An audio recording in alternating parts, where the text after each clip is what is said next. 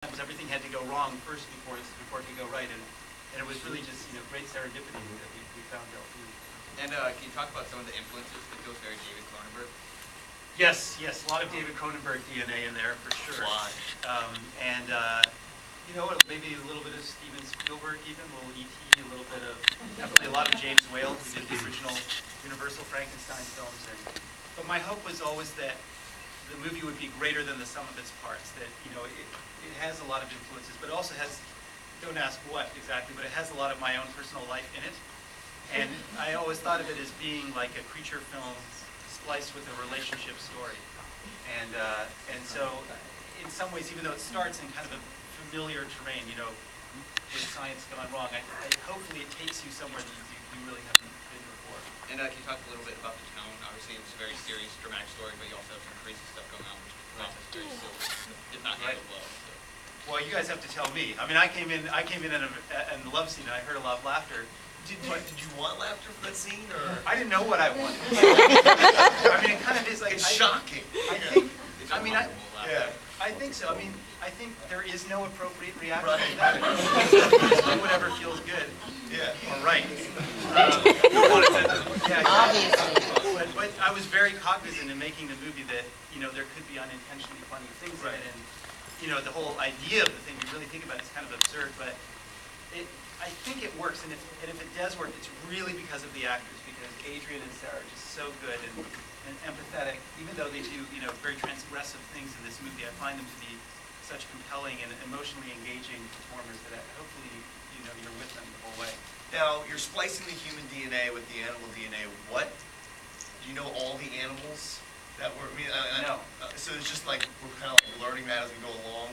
No, and no one will know. Not even Clive and Elsa know, because you kind of get a hint of it here. You probably don't catch it the first time around, but what Clive and Elsa realize is that somehow in the voodoo of their splicing technique, they have activated what are known as jump genes, which is kind of it's a real thing. It's dormant genes that we all have in our DNA, but it's kind of the detritus of our evolution. So they don't really know what Dread is going to be. That's partly why they don't know what she's going to become, and therefore I don't know either. And also the notion, again, this is just my pseudoscience here, but is that by combining different genes, you get something that's greater than the sum of its parts.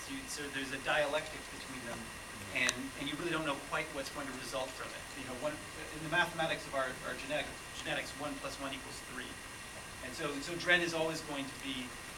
You could never detect entirely what she's made of just by looking at her, because everything is kind of transformed in this process. All right, we're both film nerds. We can ask questions all day long, but do you guys have questions? Because I have tons more, but I want to open up to you all for staying and hanging out. So you right there in the pink, yeah, stand up. What's your name? Sorry? What's your name? Sarah. All right, Sarah. I really enjoyed it.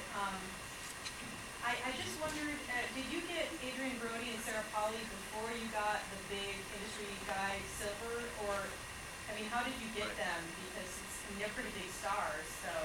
Yeah, well, believe me, I think we were, again, very fortunate. I think that Sarah, we got them in the most traditional way. We just went to their agents, and they were very high on my list, if not at the top of my list, and we just went to their agents and said, we want them to be in this movie, and we made an offer, and they said yes. It was really that simple. I think both of them are very courageous actors, and I think that they really responded to the script, and I think they responded to what was staged script. I think they responded to the things in the script that a lot of actors would cower and run to the hills from.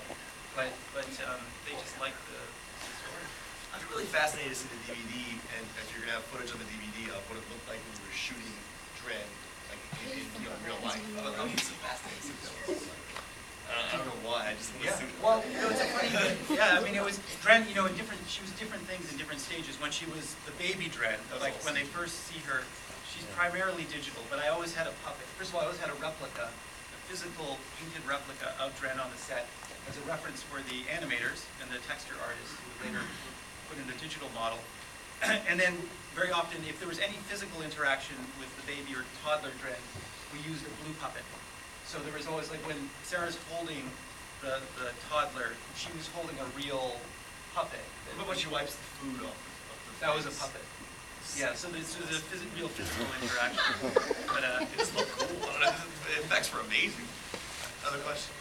A lot of these movies, like Frankenstein, are very anti-playing God. What category would you say this falls in? And can you explain the nice little Frankenstein nod with Clive and Elsa? sorry, with the last part? Like the old Universal monster movies. Oh, yeah. Clive Oh, right. Well, yeah. yes, Clive and Elsa are named after Colin Clive and Elsa Lancaster, who were the original actors from the old Universal horror films. So it's very good that you caught that. And then, you know, I think the film walks a very ambiguous line in terms of where it stands on this kind of research. And I think all the characters are sort of fall into some kind of gray territory morally. Like, Clive and Elsa are clearly not bad people, but they do some tremendously bad things in this film. And I think even Dren is an innocent character, but she also does some pretty nasty things. And so I mean, that's the joy of being able to make a film independently. To be honest, I think if the film had gone through the studio system from the script stage onward, a lot of the sort of nuance or the kind of moral uncertainty about it would have been cleared away. It would have been much more cut and dry. But I think that's the advantage of having made the film independently. I just did whatever the hell I wanted. And so I think, as compared to Frankenstein, which is the Mary Shelley novel, of course, is subtitled "The Modern Prometheus." And the Promethean myth, of course, being the moral of the Promethean myth being don't steal fire from the gods. The film sort of makes the assumption that we've already stolen the fire. It's not saying that that's a bad thing. I think the question is, what do you do with the fire? And I think that's where we find ourselves at this moment, because in fact, a lot of the things that you're seeing in this film are real or potentially real. I mean, in the 10 years it took me to get the movie on the screen, the science caught up with my fiction. And in fact, the year that we started shooting the film in the UK, they legalized the creation of animal-human hybrids. So it just wasn't ever that far from reality. And I'm certain that a lot of the questions that are being posed here are questions that we're going to face in the real world. And real quick, why are the scientists in this very hipstery? They're very hipsters. Yeah, well, two-part answer. Repeat the First part is, question. Why are the scientists hipsters? can you guys hear me in the back? Yes. Yeah. It's okay? We can hear you. Sorry. So why are they hipsters? The first part of the answer is I felt that I needed to have people in this movie that I could relate to. And if they were, well, the typical movie cliche of a scientist, cold, clinical, analytical people, then I personally wouldn't find an emotional entry point into this movie. And I also felt that what has happened in the information age, in the sort of digital computer world, where a lot of the innovators are very, very young, was probably going to happen in the world of biogenetic engineering. That we're probably going to see these kinds of innovations being carried out by very, very young people. And this being a kind of family film in a sense. Kids, yeah. It's fun for the whole family. I felt that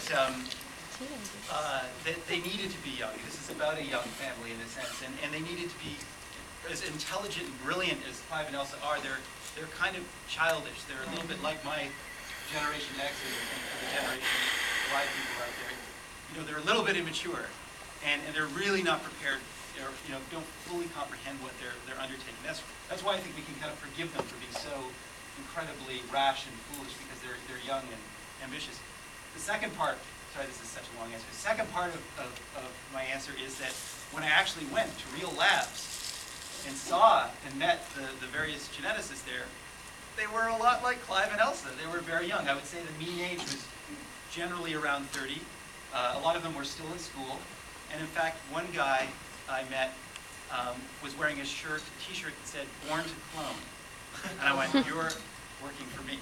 And actually became one of our consultants while we were shooting the film. And I actually was in a scene that was cut out of the film, but I actually had Clive wearing that t-shirt.